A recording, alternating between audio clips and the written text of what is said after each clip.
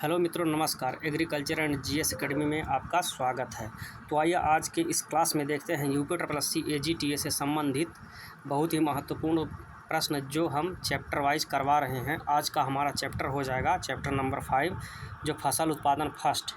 इसमें हम जो है विभिन्न महत्वपूर्ण प्रश्नों का अध्ययन करेंगे जो हमारी आगे की परीक्षाओं के लिए, से यूपीएससी एजीटीए, टीजीटी, पीजीटी के लिए ही बहुत ही महत्वपूर्ण साबित होंगे। तो आइए आज का हम पहला प्रश्न देखते हैं। आज का हमारा पहला प्रश्न हो जाएगा। चलिए आइए देखते हैं। अगर आप चैनल पर नए हैं तो चैनल को सब्सक्राइब कीजिए, लाइक कीजिए, शेयर कीजिए और कमेंट कीजिए। तो आइए आज का पहला प्रश्न देखते हैं। पहला प्रश्न हमारा हो जाएगा, यह चारा फसलों और उसके प्रबंधन और उपयोग के अध्ययन के लिए कृषि विज्ञान की एक विशेष शाखा है। उसे क्या कहते हैं? तो कहते हैं एग्रोस्टोलॉजी। ऑप्शन नंबर हमारा सी सही हो जाएगा। चारा फसल और उसके प्रबंधन और उपयोग का अध्ययन किसमें किया जाता है? तो यह जो है एग्रोस्टोलॉजी में किया जाता है। अगले प्रश्न की तरफ बढ़ते। प्रश्न नंबर हमारा हो जाएगा प्रश्न नंबर 2, मेडिकागो सटाइवा की किस्मों के कथन पर विचार कीजिए। इसमें दिया है कथन नंबर 1 दिया है, रैम्बलर ऑस्ट्रेलिया से पुनर्स्थापित और देश के पहाड़ी क्षेत्रों में सफल पाया गया। यह बहुत कम तापमान के प्रति सहनशील है। कथन दूसरा देखते हैं, हंटर रिवर किस्म कनाडा से लाई गई है। तो पूछा गया क्या है, सही कथन कौन सा है? सही कथन का जो है चयन कीजिए। तो इनमें से कोई नहीं, इसमें से जो है कोई आंसर सही नहीं है। ऑप्शन नंबर जो डी सही हो जाएगा। अगले प्रश्न पे चलते हैं। प्रश्न नंबर हमारा 3 हो जाएगा, नेपियर घास पेनिसेटम पुरपुरम, जिसे हाथी घास या युगांडा घास के नाम से भी जाना जाता है, यह कहाँ की है? तो इसको बताना, इसका ओरिजिन प्लेस कहाँ का है। तो यह जो है घास अफ्रीका की है। ऑप्शन नंबर हमारा बी सही हो जाएगा। अगले प्रश्न की तरफ बढ़ते हैं। प्रश्न नंबर हमारा जो है 4 हो जाएगा, पुश एंड पुल मतलब पुश पुल कीट प्रबंधन के रूप में किस चारा का उपयोग किया जाता है? तो आपको बताना है किस चारा का उपयोग किया जाता है। तो यह नेपियर घास का उपयोग किया जाता है, इसे हाथी घास कहते हैं। अगले प्रश्न की तरफ बढ़ते हैं। प्रश्न नंबर जो है हमारा 5वां हो जाएगा, रिजिका के लिए कौन सा कथन गलत पूछा है? रिजिका के कथन के लिए जो है इसका उत्पत्ति स्थान जो है अफ्रीका नहीं होता, यही गलत है। जो सही है, राइट आंसर यही हो जाएगा, मतलब गलत है। जो सही विकल्प उसका अध्ययन कर लेते हैं। रिजिका में जो है 2n बराबर 4x बराबर 32 गुणसूत्र होते हैं। प्रोटीन जो है 15 से 20% पाया जाता है। रेशे की लंबाई जो होती है यह 20 से 30%। रेशे की मात्रा जो होती है 20 से 30% पाई जाती है। अगले प्रश्न की तरफ बढ़ते हैं। प्रश्न नंबर हमारा 6 हो जाएगा, नेपियर घास के लिए कौन सा कथन गलत है? तो नेपियर घास के लिए जो है, नेपियर में प्रोटीन 17 से 18% पाई जाती है, सही है। 1 मिनट, 17 से 18% पाई सही। कच्चा रेशा जो है 20 से 25 से 28% पाया जाता है, ये भी सही। अगले प्रश्न विकल्प की तरफ चलते हैं।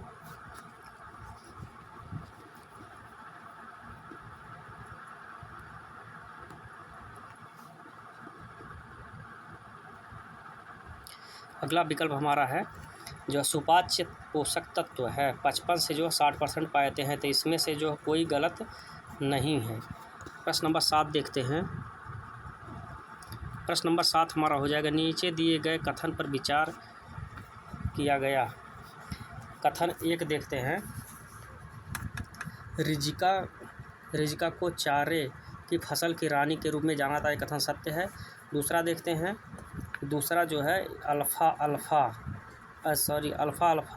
एक लैटिन शब्द है, लैटिन का नहीं है, यह जो है अरबी शब्द है। तो ये जो हमारा दूसरा ऑप्शन गलत हो जाएगा। तीसरा देखते हैं, रिजिका में सेपेरिन और ऑक्जेलिक एसिड होते हैं, तो ये भी सही है। यानी कि हमारा 1 और 3 सही हो जाएगा, इसलिए हमारा ऑप्शन नंबर जो है डी राइट हो जाएगा। अगले प्रश्न की तरफ बढ़ते। प्रश्न नंबर हमारा जो 8 हो जाएगा, नेपियर घास का प्रवर्धन किसके द्वारा किया जाता है? तो नेपियर घास का जो है प्रवर्धन किया जाता है तने द्वारा, तना का कलम यानी स्प्लिट्स के द्वारा किया जाता है। ऑप्शन नंबर ए सही हो जाएगा। अगले प्रश्न की तरफ बढ़ते। प्रश्न नंबर हमारा 9 हो जाएगा, लूसर्न और रिजिका के लिए कौन सा कथन गलत है? लूसर्न और बरसीम के लिए जो कौन सा कथन गलत है? 9वें का जो है यह लास्ट ऑप्शन हो जाएगा, दिवस जो है निष्प्रभावी पौधा है, यह जो है डे न्यूट्रल प्लांट नहीं है, यह होता है लॉन्ग डे प्लांट होता है। तो देखिए कौन कौन सही है। यह C3 प्लांट है, लंबे दिन का पौधा है यानी कि लॉन्ग डे प्लांट है। पर परागित फसल परागण मधुमक्खी द्वारा किया जाता है। हो गया, इसका राइट आंसर हो जाएगा यही, मतलब इसमें गलत दिया है। अगले प्रश्न की तरफ बढ़ते, प्रश्न नंबर हमारा 10 हो जाएगा। 10वां प्रश्न हमारा चारा फसलों की बीज दर के लिए कौन सा कथन गलत दिया है। चारा फसलों की बीज दर के लिए कौन सा कथन हमारा गलत है। तो रिजिका में छिटकवा बीज से 20 से 25 किलोग्राम प्रति हेक्टेयर सही है। रिजिका सीड ड्रिल द्वारा 15 किलोग्राम लगता है, ये भी सही है। बरसीम में 25 से 30 किलोग्राम प्रति हेक्टेयर लगता है। नेपियर घास में जो है, नेपियर घास का दिया है जो है 53,000 स्प्लिट से ही गलत है। अगले प्रश्न की तरफ चलते हैं, यानी कि हमारा यही सही हो जाएगा। अगले प्रश्न चलते हैं, प्रश्न नंबर हमारा हो जाएगा, प्रश्न नंबर हमारा 11 हो जाएगा। देखते हैं, बरसीम का प्रमुख खरपतवार है। तो बरसीम का जो प्रमुख खरपतवार है इसे कासनी कहते हैं। चिकोरियम एंटाइबस, ऑप्शन नंबर बी सही हो जाएगा। इसको हम कासनी के नाम से जानते हैं। अगले प्रश्न की तरफ बढ़ते हैं। प्रश्न नंबर हमारा हो जाएगा 12वां। दिया गया है प्रश्न में, मस्कावी, खद्रावी, फहाली, सिंदबाद, वार्डन किस्में किसकी हैं। तो इस बताना है किसके हैं। तो यह डिप्लॉयड बरसीम की किस्में हैं, डिप्लॉयड बरसीम की किस्में हैं। 13 पे चलते हैं, green mound, flaming gold, banker, coachman, Kent निम्नलिखित में से किस्में हैं। तो यह जो है किसकी किस्में हैं। तो यह सभी जो है जई की किस्में हैं, ऑप्शन नंबर डी सही हो जाएगा। अगले प्रश्न की तरफ बढ़ते हैं। प्रश्न नंबर हमारा 14 हो जाएगा। ट्राइफोलियम एलेक्जेंड्रम के लिए कौन सा कथन गलत दिया है। तो ट्राइफोलियम एलेक्जेंड्रम की जो उत्पत्ति है ये तो मिस्र है, सही है। गुणसूत्र की संख्या इसमें जो 16 पाई जाती है यही गलत है, यानी कि ऑप्शन नंबर 20 सही हो जाएगा। और देख लेते हैं इसमें जो सही है उसकी जानकारी ले लेते हैं। इसमें जो पुष्पक्रम पाया जाता है रेशमी पाया जाता है, इसे चारों का राजा कहा जाता है। ठीक, अगले प्रश्न की तरफ बढ़ते हैं। प्रश्न नंबर हमारा 15 हो जाएगा। ट्राइफोलियम एलेक्जेंड्रम के लिए कौन सा कथन गलत है। ट्राइफोलियम एलेक्जेंड्रम के लिए कौन सा कथन इसमें गलत दिया हुआ है। तो देखते हैं, पहला हमारा जो कथन है, इसके फूल जो होते हैं पीले सफ़ेद होते हैं, तो सही है। हे बनाने के लिए उपयुक्त फसल, ये भी सही है। चारे में प्रोटीन का प्रतिशत जो होता है 17 से 21% होता है, ये भी सही है। लेकिन जो है यह लास्ट ऑप्शन, पचने योग्य पोषक तत्व सामग्री 55 से 60 से 65% नहीं पाई जाती है। अगले प्रश्न की तरफ बढ़ते हैं। प्रश्न नंबर हमारा 16 हो जाएगा, जई से संबंधित है। एविना सटाइवा के लिए कौन सा कथन गलत दिया हुआ है। एविना सटाइवा के लिए जो हमारा कथन पहला ही है, इसका गुणसूत्र 2n = 14 है। तो 2n = 14 ना होकर के इसमें जो 2n = 42 होता है। ठीक, इसका गुणसूत्र 42 होता है। और जो सभी सही कथन उसको देख लेते हैं। इसका उत्पत्ति स्थान एशिया माइनर है। यह जो सेल्फ पॉलिनेटेड पराग है फसल है, इसमें प्रोटीन जो है 10 से 12% पाई जाती है। प्रश्न नंबर 17 पे चलते हैं। प्रश्न नंबर हमारा 17 हो जाएगा। जई के लिए पानी की आवश्यकता होती है। जई को कितने पानी की आवश्यकता होती है। यह जो है 400 से 500 mm की आवश्यकता होती है। प्रश्न नंबर 18 देखते हैं। चारा उत्पादन के लिए जई की बीज दर कितनी होती है। तो चारा उत्पादन के लिए जई की बीज दर होती है 100 किलोग्राम प्रति hectare, 100 kg per hectare. Option number सही हो जाएगा। साइलेज में नमी प्रतिशत कितना पाया जाता है। साइलेज में जो नमी का प्रतिशत कितना होना चाहिए, तो 65 से 70% नमी होना चाहिए। अगले प्रश्न की तरफ बढ़ते हैं। प्रश्न नंबर हमारा 20 हो जाएगा। फागोपायरम एस्कुलेंटम किस परिवार से संबंधित है। तो यह जो है पॉलीगोनेसी परिवार से संबंधित है। इसको हम फाइगोपायरम एस्कुलेंटम, इसको जो कुट्टू के नाम से जानते हैं। कुट्टू या कुटकी कोई कहता है। इसे जो है छद्म या झूठा अनाज भी कहा जाता है। अगले प्रश्न की तरफ बढ़ते हैं। जो प्रश्न नंबर हमारा 21 होगा। निर्मल, कावेरी, हमसास किस कदर या मोटे अनाज की किस्में हैं। तो यह जो है रागी की किस्में हैं। ऑप्शन नंबर ए हमारा सही हो जाएगा। प्रश्न नंबर 22 देखते हैं। अखिल भारतीय समन्वित कदन यानी कि मिलेट्स या मोटे अनाज सुधार परियोजना किस सन में शुरू हुई? तो यह जो है 1969 में, यानी कि ऑप्शन नंबर हमारा ये सही हो जाएगा। 1969 में शुरू हुई थी। कदन का सही बीज दर का मिलान कीजिए। सही बीज दर का मिलान जो करना है, इसमें देखिए लिटिल या फॉक्सटेल मिलेट जिसे कहते हैं, उसकी बीज दर होती है 8 से 10 किलोग्राम, यानी कि ए का हो जाएगा 3। कोदो मिलेट से, जो कोदो होता है, इसकी हो जाती है सीड रेट जो है 10 से 15 किलोग्राम प्रति हेक्टेयर, और रागी स्थानांतरण इसका जो है 4 से 5 किलोग्राम हो जाएगी। इसलिए हमारा ऑप्शन नंबर हो जाएगा 3, 2, 1। 3, 2, 1, यानी कि ऑप्शन नंबर हमारा जो है ए ही सही है। ठीक, अगले प्रश्न की तरफ बढ़ते हैं। प्रश्न नंबर हमारा जो है 24 हो जाएगा।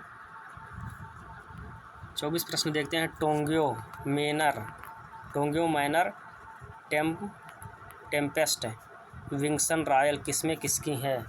तो ये आपको बताना, यह सभी जो किस्में दी गई हुई हैं ये किसकी किस्में हैं? तो यह बकव्हीट की हैं। ये भी जो है छद्म या झूठा अनाज कहलाता है। अगले प्रश्न की तरफ बढ़ते हैं। प्रश्न नंबर हमारा 25 हो जाएगा। रागी का प्रमुख रोग कौन सा है? तो रागी का जो प्रमुख रोग होता है यह ब्लास्ट डिजीज होता है, झुलसा रोग।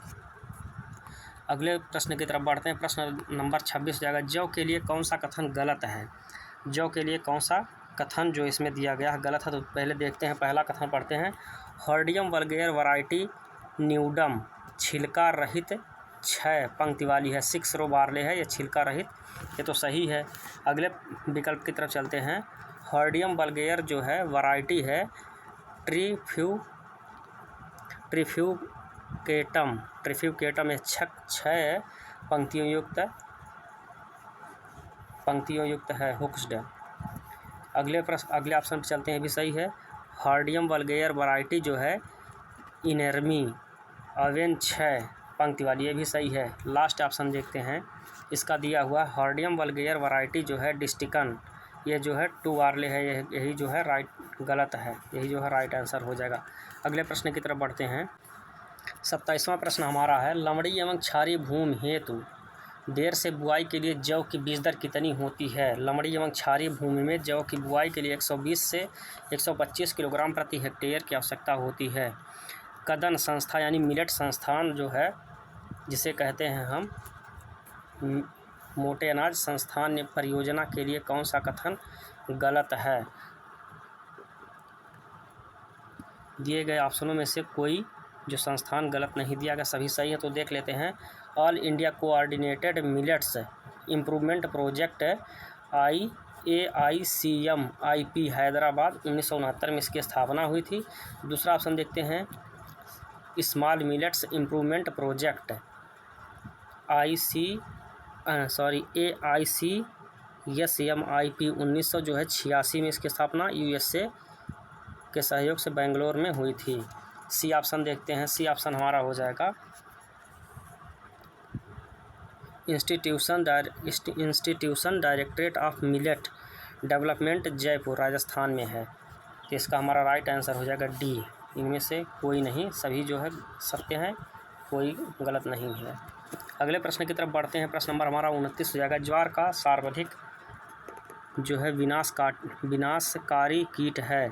29 में देखते हैं आपका कौन सा हो जाएगा। तो यह जो है सर्वाधिक विनाशकारी जो कीट होता है, जीव है ज्वार का, यह है एथ्रीगोना सोकाटा। ऑप्शन नंबर ये सही हो जाएगा। अगले प्रश्न की तरफ बढ़ते। प्रश्न नंबर हमारा 30 हो जाएगा। अनाज किस भाषा का शब्द है? अनाज जो है यह रोमन भाषा से लिया गया शब्द है। कौन सा कथन गलत है? इन कथनों में दिया गया कौन सा कथन गलत है? तो देखते हैं। पहला कथन क्या है। अनाज में सर्वाधिक प्रोटीन गेहूं में सही है। अनाज में सर्वाधिक उच्चतम वसा जो है बाजरे में पाई जाती है, ये भी सही है। अनाज में उच्चतम कार्बोहाइड्रेट जो है चावल पाता है, ये भी सही है। अनाज में उच्चतम सूक्ष्म पोषक तत्व गेहूँ पाते हैं, जो है कथन जो गलत है, इसलिए हमारा राइट आंसर डी हो जाएगा। अगले प्रश्न की तरफ बढ़ते हैं। प्रश्न नंबर हमारा 32 हो जाएगा। प्राथमिक जड़ों की मृत्यु के बाद ये जड़ें प्राथमिक जड़ के ऊपर बिंदु पर उभरती हैं, वो कौन सी जड़ें कहलाती हैं? तो देखिए आप, प्राथमिक जड़ खत्म होने का द्वितीयक जड़ें, अस्थायी जड़ें या क्लोनल जड़ें उगती हैं। ऑप्शन नंबर डी सही हो जाएगा। सभी उपरोक्त में से सभी है सही। अगले प्रश्न की तरफ बढ़ते हैं। प्रश्न नंबर हमारा 33 हो जाएगा। 33। किसान के पास 3 सिंचाई केवल किसान के पास 3 सिंचाई के लिए केवल पानी है, वह किस अवस्था में गेहूँ में लगाएगा? तो पहला जो है 33 का इसमें बी राइट आंसर हो जाएगा। पहला CRI स्टेज पे करेगा, फिर दूसरा लेट ज्वाइंटिंग और मिल्किंग स्टेज पर कर देगा, तीनों सिंचाई कर देगा। आइए देखते हैं प्रश्न नंबर 34। प्रश्न नंबर हमारा 34 हो जाएगा, इनमें से दिया है कौन सा कथन गलत है? तो देखते हैं, ऑप्शन नंबर 1 सही है, गलत दिया गया है। वर्जिन ऑफ डिप्लॉयड वीट मतलब द्विगुणित गेहूं का जो है उत्पत्ति किस तरह से हुई थी? वाइल्ड इन कॉर्न, जिसे कहते हैं ट्रिटिकम बोइटिकम, फिर जिसको कहते हैं जो है ट्रिटिकम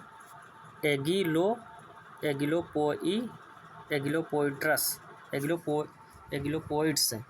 ठीक, इनका जब है तो यह नेचुरली रूप से इसमें जो है म्यूटेशन और सिलेक्शन हुआ, उसके बाद जो है इसमें जो है ट्रिटिकम डाइकोकम यानी कि जो कल्टीवर यानी कृषित डिप्लॉयड है उसका वह उत्पन्न हुआ, यानी कि इसका नाम है ट्रिटिकम मोनोकोकम या कल्टीवर डिप्लॉयड है, जिसका 2n बराबर 14 होता है। ये तो सही है।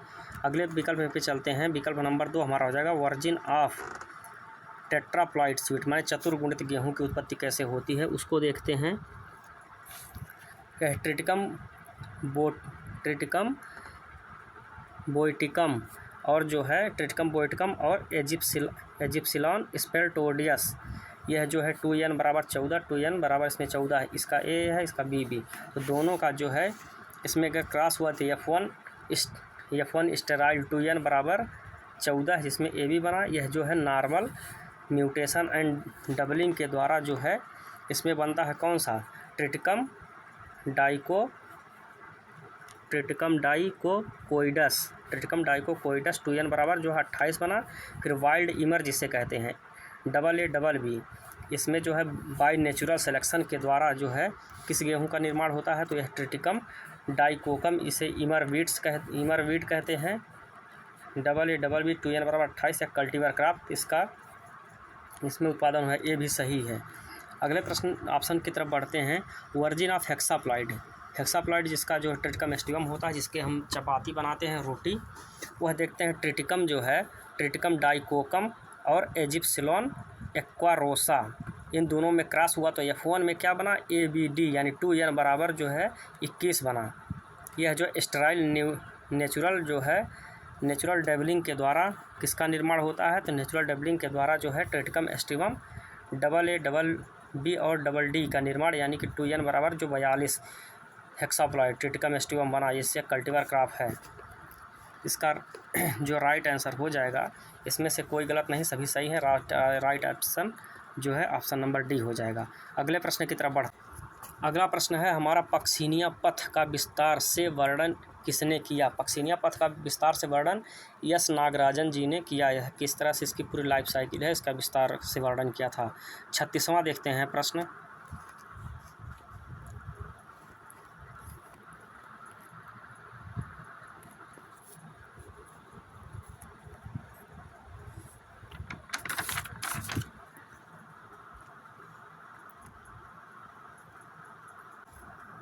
छत्तीसवां प्रश्न हो जाएगा हमारा, जापानी वैज्ञानिक गोरिजो इनाजुका ने नोरिन 10 विकसित किया। यह ऑप्शन सही है। 36 देखते हैं, हरित क्रांति फोर्स फाउंडेशन में महत्वपूर्ण भूमिका है। ये भी सही है। तीसरा ऑप्शन देखते हैं, 1940 में आरविल ओगेल उच्च उपज देने वाली अर्धबौनी गेहूं की किस्मों के उत्पादन में मदद के लिए नोरिन 10 का उपयोग किया। ये भी जो हमारा ऑप्शन दिया गया है ये भी सही है। तो दिया गया है, इसमें से कौन सा कथन सही खोजा? तो इसमें से ऊपर तो सभी कथन सही हैं, यानी कि 36 का हमारा ऊपर में से सही ऑप्शन नंबर D सही हो जाएगा। अगले प्रश्न की तरफ बढ़ते हैं। प्रश्न नंबर हमारा हो जाएगा 37वां। 37 में देखते हैं क्या पूछा है।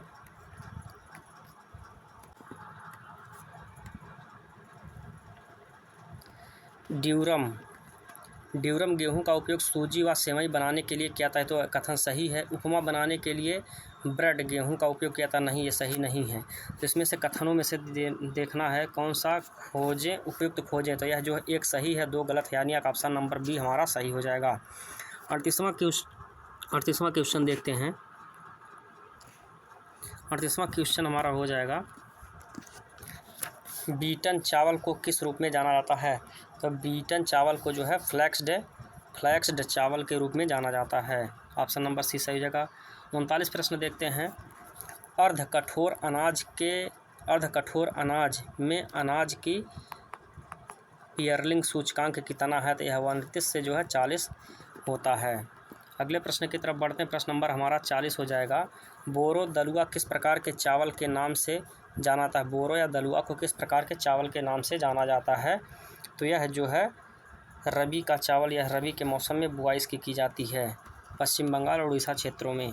अगले प्रश्न की तरफ बढ़ते हैं। प्रश्न नंबर हमारा 41 हो जाएगा, ट्रिपल जीनी बौनी गेहूं की किस्मों की बुआई की गहराई कितनी होती है? तो 3 से 4 सेंटीमीटर बुआई की गहराई रखते हैं ट्रिपल जीनी बौनी गेहूं की किस्मों की। अगले प्रश्न की तरफ चलते हैं। प्रश्न नंबर 42 हो जाएगा हमारा, चावल की खेती का गैर परंपरागत क्षेत्र है, जिस मतलब कि इसमें टेक्निकल रूप से खेती की जाती है। गैर परंपरागत क्षेत्र जो है पंजाब और हरियाणा क्षेत्र है, इसमें जो है टेक्निकल रूप से कृषि की जाती है धान की। अगले प्रश्न की तरफ बढ़ते हैं। प्रश्न नंबर हमारा 43 हो जाएगा, चावल की फसल में बीज दर से संबंध कौन सा कथन गलत संयोजन विधि का है? इसमें से आपको बताना कौन सा गलत है। पहला ऑप्शन देखते हैं। पहला ऑप्शन हो जाएगा, छिटकवा विधि से 100 किलोग्राम प्रति हेक्टेयर चावल के लिए सही है। ड्रिलिंग के लिए 60 किलोग्राम, ये भी सही। हाइब्रिड के लिए 50 किलोग्राम नहीं, यह जो है हाइब्रिड के लिए 15 से 20 किलोग्राम प्रति हेक्टेयर की आवश्यकता होती है। यह साराई विधि में 5 से 8 किलोग्राम प्रति हेक्टेयर लगता है, तो भी सही है। यानी कि जो हमारा इसमें से राइट आंसर हो जाएगा ऑप्शन नंबर बी, यही जो है गलत है। ठीक, अगले प्रश्न की तरफ बढ़ते हैं। प्रश्न नंबर 44 हो जाएगा, चावल की फसल में किस नाइट्रोजन युक्त उर्वरक की व्यापक रूप से सिफारिश की जाती है? तो यह अमोनिकल उर्वरकों की सिफारिश की जाती है, अमोनियम सल्फेट की। अगले प्रश्न की तरफ बढ़ते हैं। प्रश्न नंबर हमारा 45 हो जाएगा, LCC मतलब कि LCC लीफ कलर चार्ट, जिसको पत्ती का रंग चार्ट कहते हैं, किसके द्वारा विकसित किया गया? तो यह जो है यस फुरुया द्वारा विकसित किया गया। अगले प्रश्न की तरफ बढ़ते हैं। प्रश्न नंबर 46 होगा, डेपोग विधि IIR फिलीपींस माने international rice research institute Philippines Manila द्वारा विकसित है या विकसित की गई है और भारत में इसे पहली बार अपनाया गया। तो यह किस राज्य में अपनाया गया? तमिलनाडु राज्य में, आंध्र प्रदेश राज्य में अपनाया गया। ऑप्शन नंबर सी सही हो जाएगा। 47 क्वेश्चन देखते हैं, कौन सा कथन गलत है? इसमें से कौन सा कथन जो है गलत दिया गया है उसे देखते हैं प्रश्न नंबर 47 में। तो पहला ऑप्शन देखते हैं, डुंगरो पीली वाली सड़न एंग्यूना ट्रिप्टिसी बैक्टीरिया क्लेवीबैक्टर ट्रिटिसाई द्वारा होता है, तो सही है। फिर दूसरा देखते हैं, टुंगरू या पीली बाली सड़न दुनिया की पहली निमेटोड बीमारी थी, इसे नीधम ने रिपोर्ट किया, नहीं, ये गलत है। फिर अगले प्रश्न पे चलते हैं, विकल्प पे चलते हैं, करनाल बंट रोग में ट्राईमिथाइल एमाइन TMA की उपस्थिति कारण सड़ी हुई मछली जैसी गंध आती है, तो यही जो है हमारा राइट, ये भी राइट हो जाएगा। फिर देखते हैं लास्ट ऑप्शन, डी, जौ और गेहूं में अनावृत कंडवा आंतरिक रूप से बीजजनित होते हैं, तो ये भी सही है। यानी कि हमारा जो है राइट आंसर हो जाएगा ऑप्शन नंबर बी, यही गलत है और यही सही हो जाएगा। अगले प्रश्न की तरफ बढ़ते हैं। प्रश्न नंबर हमारा हो जाएगा 48, संकर चावल उत्पादन के लिए कौन सा पादप हार्मोन्स का जो है प्रयोग किया जाता है? तो यह जिब्रेलिक एसिड GA3 का प्रयोग किया जाता है, यानी कि ऑप्शन नंबर हमारा 48 का बी सही हो जाएगा। 49वां प्रश्न देखते हैं, कॉर्न शब्द की उत्पत्ति हुई है, तो यह इंडो यूरोपियन शब्द से उत्पत्ति इसकी हुई है। अगले प्रश्न की तरफ बढ़ते, प्रश्न नंबर हमारा 50 हो जाएगा, पौधों का ड्रोसोफिला किसे कहते हैं? तो इसमें से हमारा राइट आंसर हो जाएगा option number B, Arabidopsis thaliana, option number B सही हो जाएगा। अगले प्रश्न की तरफ बढ़ते हैं। प्रश्न नंबर 51 हमारा हो जाएगा, मक्का बीज उत्पादन में रोपण अनुपात FM यानी कि फीमेल और मेल के लिए कौन सा कथन गलत दिया हुआ है? इसमें से जो गलत कथन है यह 3-वे क्रॉस 8:2, यही गलत है। देख लेते जो सही है उसको देख लेते हैं। सिंगल क्रॉस जो हाइब्रिड 4:1, मतलब कि जो है 4 फीमेल रहेगी और 2 मेल रहेगा। ठीक, डबल क्रॉस में क्या होगा? डबल क्रॉस में 6 रो जो है मेल की रहेगी, फीमेल की, और 2 रो जो है मेल की। ठीक, इसमें से हमारा right answer option number C. अगले प्रश्न की तरफ बढ़ते, प्रश्न नंबर 52 हो जाएगा।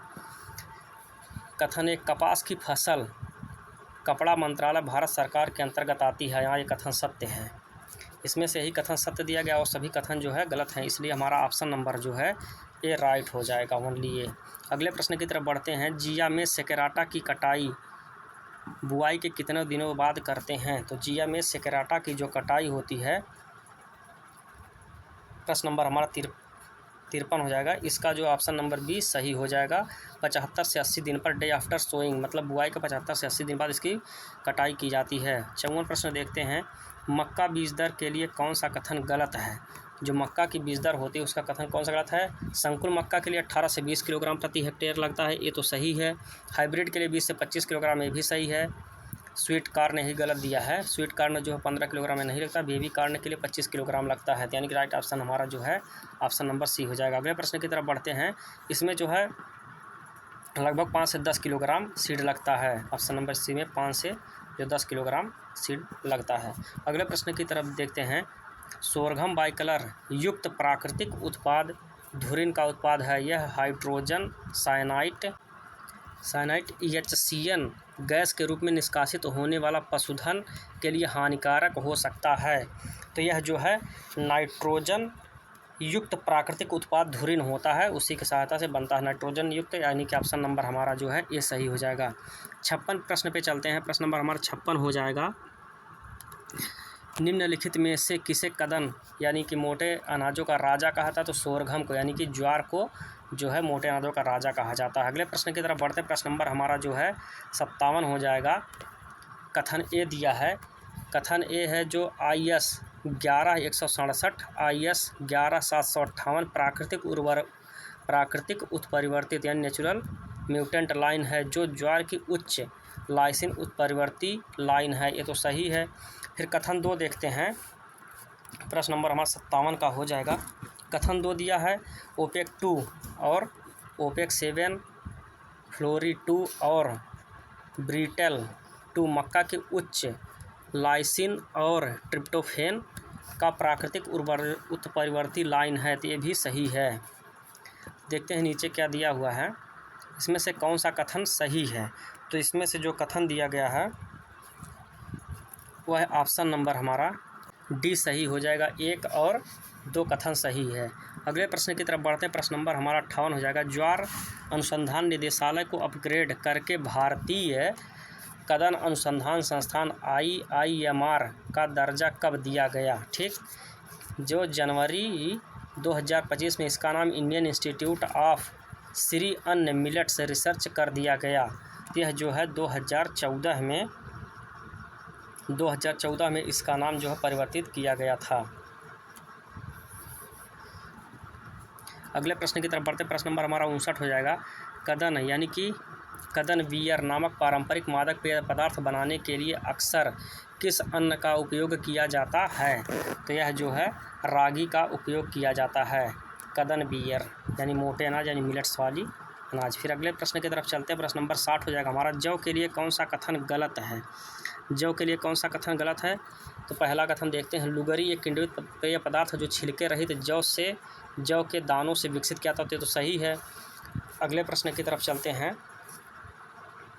अगला ऑप्शन नाशपाती जौ किडनी विकारों के लिए उपयुक्त है, ये भी सही है।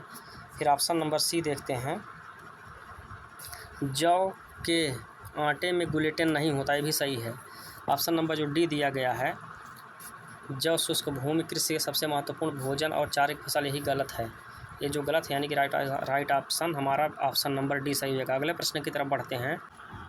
अगला प्रश्न हमारा है। अनाज में प्रोटीन की मात्रा के लिए कौन सा कथन गलत है? तो अनाज में जो प्रोटीन की मात्रा होती है, बाजरे में यह 9.5% नहीं पाती है, इससे कम पाई जाती है। ज्वार में पाई जाती है लगभग 10.4, मक्का में 10 से 11, गेहूँ में जो है 12% पाई जाती है। अगले प्रश्न की तरफ चलते हैं। प्रश्न नंबर हमारा 62 हो जाएगा। बाजरा रस्ट पक्सिनिया पेनिसेटी का एकांतरण परपोषी कौन सा होता है? तो इसका जो एकांतरण परपोषी बैगन का प्लांट होता है। अगले प्रश्न की तरफ चलते हैं। मैक्सिको के अंतर्राष्ट्रीय मक्का और गेहूं सुधार केंद्र गुणवत्ता प्रोटीन मक्का के विकास के लिए सुरेंद्र वसल व विलेजिना विलेगस संयुक्त रूप से किस वर्ष में विश्व खाद्य पुरस्कार दिया गया था? तो सन 2000 में इनको जो है विश्व खाद्य पुरस्कार संयुक्त रूप से दिया गया था। ऑप्शन नंबर हमारा सी सही हो जाएगा। अगले प्रश्न की तरफ चलते हैं। प्रश्न नंबर हमारा 64 हो जाएगा। उच्च प्रोटीन लाइसिन लाइन्स हिप्रोली किस फसल से संबंधित है? तो यह जो है जौ से संबंधित है, यानी कि ऑप्शन नंबर हमारा बी सही हो जाएगा। प्रश्न नंबर 64 का बी ऑप्शन सही है। प्रश्न नंबर 65 देखते हैं। बोर्नवीटा बूस्ट हॉर्लिक्स माल्टोवा आदि ऊर्जा से भरपूर पेय किस फसल के अर्क से तैयार किए जाते हैं? तो यह जो है जौ से तैयार किया था। ऑप्शन नंबर बी हमारा सही हो जाएगा। बेबी कॉर्न के लिए कौन सा कथन गलत है?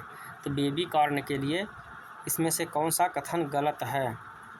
प्रश्न नंबर 66 में देखते हैं। पहला ऑप्शन हमारा यह युवा उंगली जैसा अनिश्चित भुट्टा है, यह सही है। सिल्क निकलने के 1 से 3 दिनों के भीतर कटाई की जाती है, जो पौधे के विकास की स्थिति और अंकुर का आकार निर्भर करती है, ये भी सही है। फिर ऑप्शन नंबर सी देखते हैं। सबसे पसंदीदा क्रीमिश यानी क्रीमी रंग वाला हल्का पीला होता है, ये भी सही है। ऑप्शन नंबर डी यही गलत है, यह जिंक का सबसे समृद्ध स्रोत नहीं है, यानी कि ऑप्शन नंबर डी हमारा सही हो जाएगा। 66वां प्रश्न देखते हैं। 66 प्रश्न 67वां 67 दिया गया है। बाजरा में अरगट या सुगरी रोग के लिए कौन सा कथन जो है गलत दिया गया है? 67 के लिए यह जो है मृदा जनित रोग नहीं होता है, यही गलत है। तो जो सही उसको देख लेते हैं। रोगजनक क्लेविसेप्स फ्यूजिफार्मिस होता है, ये तो ऑप्शन सही है। इस रोग में फैलने के लिए अनुकूलतम उच्च स्थिति उच्च वायुमंडलीय आर्द्रता और निम्न सीमा जो है 20 से 25 होती है, ये भी सही है। और देखते हैं इसमें लास्ट ऑप्शन दिया। लक्षण सबसे पहले बाली पर शहद जैसा गुलाबी रंग देता है, तरल पदार्थ होता है और स्क्लेरोटिया के रूप में दिखाई देता है, ये भी सही है। यानी ऑप्शन नंबर हमारा जो है यही बी इसमें सही हो जाएगा, गलत है। अगले प्रश्न की तरफ बढ़ते हैं। 68वां प्रश्न दिया गया है। किस वर्ष में मक्का अनुसंधान निदेशालय भारतीय मक्का अनुसंधान संस्थान ICAR में अपग्रेड कर दिया गया? तो यह जो है सन 2015 में अपग्रेड कर दिया गया। किस में कर दिया गया? तो यह है भारतीय मक्का अनुसंधान संस्थान ICAR में अपग्रेड कर दिया गया। अगले प्रश्न की तरफ चलते हैं। प्रश्न नंबर हमारा 69 हो जाएगा। क्षेत्रीय मक्का अनुसंधान एवं बीज उत्पादन केंद्र स्थित है, तो यह जो है बेगूसराय बिहार में स्थित है। ऑप्शन नंबर ये हमारा सही हो जाएगा। प्रश्न नंबर 70 देखते हैं। ऑप्शन इसका ए हो जाएगा। फ्लिंट कार्न मुख्यतः भारत में उगाया जाता है, यह सही है। चलिए, पॉडकॉर्न सबसे पुराना मक्का या आदिम मक्का माना जाता है, ये भी सही है। पॉपकॉर्न बनाने के लिए जवाहर और एम्बर किसमें उपयुक्त है? इसमें, यानी कि ऑप्शन नंबर सही हो जाएगा, यानी कि ऑप्शन नंबर हमारा जो है डी है, ये सत्य हो जाएगा। अगले प्रश्न की तरफ बढ़ते हैं। प्रश्न नंबर हमारा जो है 71 हो जाएगा। सफ़ेद धान दिया गया है। धान से सफ़ेद चावल की प्राप्ति होती है। धान से सफ़ेद चावल की प्राप्ति 70% होती है। 72 प्रश्न में देखते हैं। दिया गया कथन है, कथन एक है चावल के सुपर राइस के जनक कौन है? इंगो पोर्ट्रिकस, ये तो सही है। फिर दिया गया है संकर चावल का जनक जो है, एक मिनट, इसमें ऑप्शन नंबर 1 जो है सुपर राइस के जनक इंगो पोर्ट्रिकस नहीं, इसमें जो है यह जीएस खुश है, तो यानी कि हमारा ऑप्शन ए जो है गलत हो गया। फिर अगले विकल्प पे चलते हैं। संकर चावल के जनक जो है लॉन्गफिन है, ये सही है। गोल्डन राइस के जनक जीएस खुश नहीं है, इंगो पोर्ट्रिकस, ये भी गलत है। 1 और 3 गलत है। चौथा जो संकर भारतीय चावल के जनक जो है इब्राहिमाली अबू बकर सिद्दीकी हैं। इसमें से हमारा राइट आंसर 1 और 4 ऑप्शन हमारा सही है। 2 और 4 यानी कि हमारा जो है राइट ऑप्शन 2 और 4 राइट ऑप्शन है, यानी कि ऑप्शन नंबर हमारा जो है सी सही हो जाएगा। अगले प्रश्न की तरफ बढ़ते। प्रश्न नंबर हमारा 73 हो जाएगा। धान की पौध की स्थानांतरण आयु के लिए कौन सा कथन गलत दिया गया है? पौधरोपण के लिए स्थानांतरण आयु कौन सी है? इसमें ऑप्शन देखते हैं। खरीफ मौसम में बुआई जो है 21 से 25 दिन पर की जाती है 3 से 4 पत्ती की अवस्था में। ऑप्शन नंबर ए सही हो जाएगा। ऑप्शन नंबर बी देखते हैं। रबी के मौसम में बुआई जो है 30 से 35 दिन के बाद की जाती है, भी सही है। ऑप्शन नंबर सी जो है यह गलत दिया है। श्री विधि में 15 से 18 दिन नहीं करते हैं। डेपोक विधि जो है 11 से 14 दिन करते हैं। ऑप्शन नंबर हमारा जो है सी सही हो जाएगा, यही गलत है। प्रश्न नंबर 74 देखते हैं। चावल की जैव प्रबलीकृत किस्म कौन सी है? तो चावल की जैव प्रबलीकृत किस्म जो है CR धन 310 यह किस्म सही है, यानी कि ऑप्शन नंबर हमारा सी सही हो जाएगा। ऑप्शन नंबर देखते हैं। प्रश्न नंबर जो है 75 देखते हैं। प्रतिरोधी सहनशील किस्मों के लिए कौन सा कथन गलत दिया गया है? प्रतिरोधी सहनशील किस्म के लिए कौन सा कथन गलत दिया गया है? ऑप्शन ए है लवण सहिष्णु पंकज और जगन्नाथ हैं। तो यह जो है लवण सहिष्णु नहीं, यह जो है म्यूटेंट वैरायटी हैं। बी ऑप्शन देखते हैं। बी ऑप्शन हमारा हो जाएगा BHP। जो शेष ऑप्शन है सभी सही हैं। देखते हैं। BPH प्रतिरोध वरुड़ा और चंदना है, मतलब ब्राउन प्लांट हॉपर। अगला देखते हैं। सी है जो है BBL बी प्रतिरोध जो है अजया और PR10 है। ब्लास्ट प्रतिरोधी तुलसी IR 64 हैं। अगले प्रश्न की तरफ चलते। प्रश्न नंबर हमारा 76 हो जाएगा। इसमें दिया गया है कथन, पहला देखते हैं। प्रश्न नंबर 76 का कथन एक ग्रासी स्टेंट वायरस BPH द्वारा फैलता है। ये तो ऑप्शन नंबर जो है राइट हो जाएगा। दूसरा है टुंग्रो वायरस ग्रीन लीफ हॉपर द्वारा फैलता है, ये भी ऑप्शन सही है। रैग्ड स्टेंट वायरस BPH द्वारा फैलता है, ये भी सही, यानी कि हमारा ऑप्शन नंबर डी सही हो जाएगा। अगले प्रश्न की तरफ बढ़ते हैं। धान के किस रोग में पौधे में जो है क्रेसस लक्षण दिखाई देता है? तो यह जो क्रेसस लक्षण जो दिखाई देता है यह पत्ती झुलसा रोग में दिखाई देता है, यानी कि ऑप्शन नंबर हमारा जो है ए सही हो जाएगा। अगले प्रश्न की तरफ बढ़ते हैं। कथन एक दिया है। आवर्त या इसको कहते हैं आवृत्त कंड अस्टिलैगोन्यूटा टेट्रिसाई बाह्य रूप से बीज जनित है, तो यह जो है सही है। ऑप्शन 2 देखते हैं। अनावृत्त कंड अस्टिलैगो हार्डियाई आंतरिक रूप से बीज जनित है, ये भी सही है।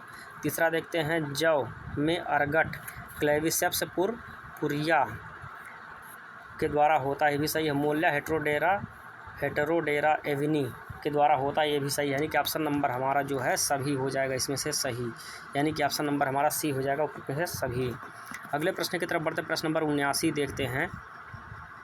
क्या कहता है प्रश्न नंबर 79 हमारा? प्रथम संकर HB1 टिफ्ट 23 और बिल 3B 1965 में पंजाब एग्रीकल्चर यूनिवर्सिटी लुधियाना से जारी किया गया के अठवाल के द्वारा विकसित किया गया, ये तो सही कथन है।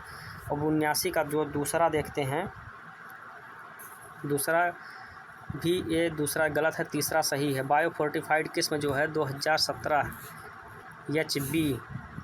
HB जो है 299 लौह और जस्ता समृद्ध संकर AHB 1200 लौह समृद्ध है, ये भी सही है, इसलिए हमारा राइट आंसर हो जाएगा ऑप्शन नंबर डी। 1 और 3 सही हैं।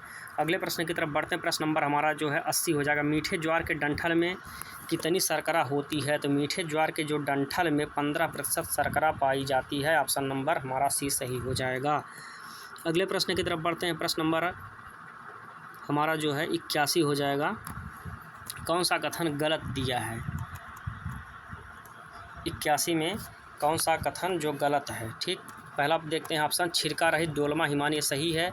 शुद्ध कृमि प्रतिरोधी राजकिरण और RD 2052 RD जो है 2035 RD 2092 ये सही है। उत्परिवर्ती किस्में देखते हैं। BM4 है, BM10 है, BM11 और BM14 और जो लास्ट डी ऑप्शन दिया है गलत है। उच्च गुणवत्ता वाली माल्ट किस्में BL2 बिलारा 2 Ratna RD 2552 BL 2 RDA नहीं है, यानी कि हमारा जो राइट ऑप्शन हो जाएगा ऑप्शन नंबर डी। अगले प्रश्न की तरफ बढ़ते हैं। प्रश्न नंबर हमारा 82 हो जाएगा। कोऑर्डिनेटेड सोरघम 1 में पर विकसित किया गया। यह जो है कब विकसित किया? 1964 में NRC, इसमें जो है NRCS के द्वारा विकसित किया गया। नेशनल रिसर्च सेंटर फॉर सोरघम के द्वारा विकसित किया गया। अगले प्रश्न के देखते हैं। प्रश्न नंबर हमारा 83 हो जाएगा। सही ज्वार की किस्म का मिलान कीजिए। अधिक जो है वर्षा वाले क्षेत्रों के लिए राजस्थान चेरी 1 है, यानी कि हमारा जो है ए का जो है ए का 3 हो जाएगा। फिर अगले पे चलते हैं। बी का हो जाएगा कम वर्षा वाले क्षेत्रों के लिए उपयुक्त, ये जो है ई वाला हो जाएगा राजस्थान चेरी 2। ठीक, फिर देखते हैं चारे के लिए रबी के मौसम में उगाया जाता है। तो सी का हमारा देखना, सी का हमारा 1 सही हो जाएगा। 1 है M35 1 सही हो जाएगा। फिर देखते हैं ऑप्शन नंबर डी का जो है उच्चतम चारा उपज है, तो डी का हमारा 2 हो जाएगा। डी का 2 है CSH 24 MF, ये सही हो जाएगा। और ई का देखते हैं। ई हमारा दिया गया है HCN किस्म जो है HCN मुक्त किस्म कौन सी है? इसका 4 दिया है। 4 का मतलब सिरसा 20 हो जाएगा। यह ऑप्शन नंबर जो हमारा है ये सही हो जाएगा। अगले प्रश्न की तरफ बढ़ते हैं। 84 प्रश्न देखते हैं। गन्ना क्षेत्र उत्पादन एवं उत्पादकता के लिए कौन सा गलत दिया गया है? इसमें जो है सी वाला गलत दिया गया है। चीनी उत्पादन में अग्रणी ब्राज़ील नहीं है, भारत है। जो सही है उसको देख लेते हैं। अग्रणी क्षेत्र जो है गन्ना उत्पादन में ब्राज़ील और भारत है। सबसे अधिक ब्राज़ील, फिर भारत दूसरे नंबर पर। फिर उत्पादन में अग्रणी ब्राज़ील, फिर भारत है। फिर उत्पादकता में सबसे अधिक जो है कोलंबिया में गन्ना का उत्पादन होता है। अगले प्रश्न की तरफ चलते हैं। प्रश्न नंबर हमारा हो जाएगा 85। कौन सा कथन जो है गलत दिया गया है? कौन सा कथन गलत दिया है? कपास की एक गांठ का वजन 170 किलोग्राम सही है। जूट की एक गांठ का वजन 180 किलोग्राम, ये भी सही है। मेस्टा की एक गांठ का वजन जो 181 किलोग्राम, ये भी सही है। रेशम की एक गांठ का वजन 50 किलोग्राम नहीं होता, ये गलत है, यानी कि राइट ऑप्शन हो जाएगा हमारा डी सही हो जाएगा। अगले प्रश्न की तरफ बढ़ते हैं। प्रश्न नंबर हमारा 86 हो जाएगा। कपास के लिए कौन सा कथन जो है गलत है? इसमें से हमारा राइट आंसर हो जाएगा पहला ही, 80 से 60 किलोग्राम जो है इसका टेस्ट वेट। देसी कपास का परीक्षण भार जो होता है 80 से 60 किलोग्राम नहीं होता, यानी कि सही है। जो सही है उसको देख लेते हैं। अमेरिकन कपास के लिए परीक्षण भार जो 80 से 100 ग्राम होता है। देसी कपास का जो होता है, देसी कपास में तेल का परसेंट जो होता है 14.6 से 25.6% पाया जाता है। अमेरिकन कपास में जो है तेल का प्रतिशत पाया जाता है 14 से 18% पाया जाता है। अगले प्रश्न की तरफ बढ़ते। प्रश्न नंबर हमारा 87 हो जाएगा। गन्ने के लिए कौन सा कथन गलत है? तो गन्ने के लिए जो हमारा देखते हैं कौन सा कथन गलत है। तो इसमें से राइट आंसर हो जाएगा डी। इसमें सभी सही दिए गए हैं। अर्थिंग अप क्रिया, आंशिक अर्थिंग अप जो है 45 दिन, डे आफ्टर प्लांटिंग, मतलब 45 दिन के बाद बुआई के। फिर जो पूर्ण वाली 120 दिन के बाद करनी चाहिए। रोपण की पार्थ विधि एस वी पार्थ सारथी ने दी थी, रोपण की पार्थ विधि। अगले प्रश्न की तरफ चलते। प्रश्न नंबर हमारा 88 हो जाएगा। कपास के लिए कौन सा कथन जो है गलत दिया गया है? 88 का हमारा जो है गलत ऑप्शन नंबर डी हो जाएगा। ऑप्शन नंबर डी जो गलत हो जाएगा। सही वाला ऑप्शन देख लेते हैं। सीड कॉटन, बीज व रेशा, जिसको सीड कॉटन वह होगा जिसमें रेशा और फज बीज दोनों रहेंगे, बीज और रेशा दोनों रहेगा। कॉटन सीड वह होता है जो केवल बीज रहता है, कॉटन सीड केवल बीज।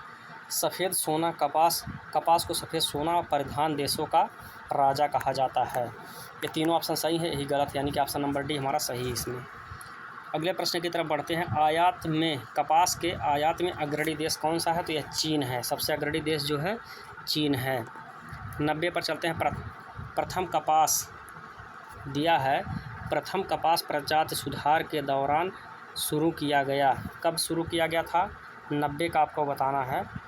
तो 1967 ईस्वी में जो है प्रथम कपास सुधार कार्य शुरू किया गया था कपास में। 91 क्वेश्चन देखते हैं। नोबल केन में पहली क्रॉस किस्म कौन सी है? तो नोबल केन में जो है पहली हमारी क्रॉस किस्म सेकेरम ऑफिसिनेरम इंटू जो है क्रॉस जो किया गया था सेकेरम ऑफिसिनेरम स्पॉन्टेनियम के से क्रॉस किया गया था। अगले प्रश्न की तरफ चलते, प्रश्न नंबर हमारा 92 हो जाएगा। कौन सा कथन दिया है गलत है? देखते हैं। गॉसिपियम आर्बोरियम भारतीय मूल मोटे और छोटे रेशे वाली लंबाई की फसल 1.25 से लेकर 2.5 सेमी की होती है। ठीक, वोटाई इसका परसेंट है 36 से 42%, ये तो सही है। दूसरा विकल्प देखते हैं। गॉसिपियम अरबैकम अफ्रीकी मूल की है। रेशे की लंबाई इसकी जो होती है 1.25 से 2.5 सेमी होती है। वोटाई परसेंट इसका 36 से 42% होता है। छोटे रेशे और लिंट होते हैं, ये भी सही है। ऑप्शन नंबर सी देखते हैं, सी का क्या मामला है। अमेरिकी और उपलैंड कपास गॉसिपियम हिरसुटम, ये तो सही है। उत्पत्ति स्थान मध्य अमेरिका है। इसका वोटाई परसेंट 33 से 38% पाया जाता है। रेशे की लंबाई 1.8 से 3.1 सेंटीमीटर पाई थी, ये भी सही है। यानी कि ऑप्शन नंबर हमारा डी गलत हो जाएगा, यानी कि ऑप्शन नंबर डी हमारा सही हो जाएगा। अगले प्रश्न की तरफ बढ़ते हैं। प्रश्न नंबर हमारा 93। लॉन्ग स्टेपल कॉटन की स्टेपल लंबाई कितनी होती है? तो 93 का आपको बताना है।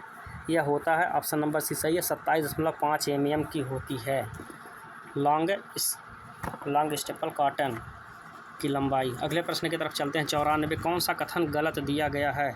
94 में जो है कौन सा गलत दिया गया देखते हैं। पहला है पत्ती का लाल होना नाइट्रोजन और मैग्नीशियम की कमी, ये तो सही है। पैराविल्ट आदिलाबाद या अचानक मुरझाना, प्रतिमूल स्थिति, खराब जल निकासी, ये भी सही है। तिरक की समस्या जो है बैड वाल्व का खुलना या समय से पहले ही या दोषपूर्ण खुलना, नाइट्रोजन की कमी कारण, ये भी सही है। यानी कि ऑप्शन नंबर हमारा जो है डी सही हो जाएगा, यानी कि गलत है ये ऑप्शन, यही सही हो जाएगा। क्रिंकल लीफ यमन की कमी से होता है, यही सही हो जाएगा। 95 देखते हैं। निम्नलिखित में से कौन सा ट्रांसजेनिक बीटी कपास है? ट्रांसजेनिक बीटी हाइब्रिड कपास है। 95 का आपका जो है ऑप्शन नंबर डी सही हो जाएगा, पारस ब्रह्मा। 96 क्वेश्चन देखते हैं। गन्ने में क्रॉप लॉगिंग तकनीक किसके द्वारा विकसित की गई? तो गन्ने में क्रॉप लॉगिंग जो तकनीक थी EHF क्लीमेंट के द्वारा विकसित की गई थी। ऑप्शन नंबर हमारा जो है ये सही हो जाएगा। 96 के बाद 97वां क्वेश्चन देखते हैं। किस अवस्था में अधिकतम जल की मांग होती है? किस अवस्था में अधिकतम जल की मांग होती है? तो यह गन्ने की बात हो रही है। तो फार्मेटिंग स्टेज जो है 60 से 130 दिन बाद, डे आफ्टर प्लांटिंग के बाद। अगले प्रश्न की तरफ चलते हैं। प्रश्न नंबर हमारा जो है 98 हो जाएगा। सेकेरम शब्द से लिया गया है। सेकेरम शब्द किस भाषा से लिया गया? तो सेकेरम जो शब्द है संस्कृत भाषा से लिया गया है। 99 प्रश्न देखते हैं। गन्ना है, गन्ना किस प्रकार का पौधा है? यह जो है मिड डे प्लांट है, मतलब मध्यवर्ती प्लांट है। अगले प्रश्न पे चलते हैं और आज का हमारा ये अंतिम प्रश्न होगा। अगला प्रश्न हमारा है, गन्ना प्रेसमेड मिट्टी के सुधार के लिए उपयोग करते हैं। तो किस मिट्टी के उपयोग के लिए करते हैं? तो यह जो है अम्लीय मिट्टी के सुधार के लिए उपयोग किया जाता है प्रेसमेड का। तो आज का हमारा ये जो है 5वां टॉपिक समाप्त हुआ। यह पार्ट फर्स्ट था, फसल उत्पादन का पार्ट फर्स्ट, और हम कल जो है पार्ट सेकंड लाते हैं फसल उत्पादन का, एक पार्ट सेकंड, उसमें भी 100 क्वेश्चन रहेंगे जिसका अध्ययन करेंगे। तब तक के लिए मित्रों नमस्कार, धन्यवाद।